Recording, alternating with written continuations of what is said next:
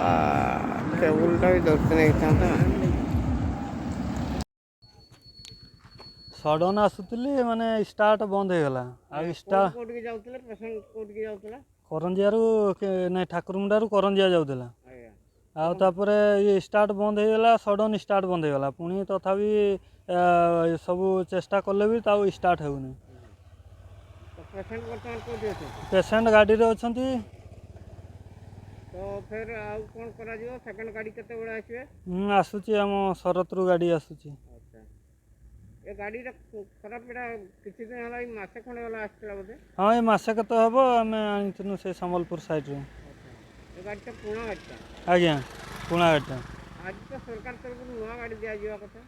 ନୂଆ ଗାଡ଼ି ଦେବା କଥା, ଉଦ୍ଘାଟନ ହେଇନି। ଆଜି ହେଉଛି ନା କ'ଣ ଉଦ୍ଘାଟନ? ଆଉ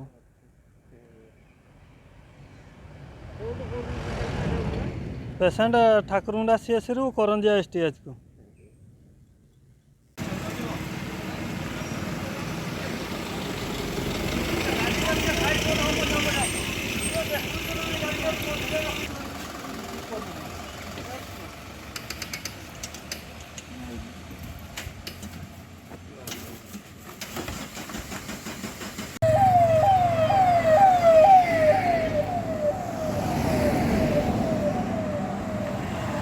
ମାହାନ୍ତ ଜଡ଼ବିଲର ଆଶା କରୁ।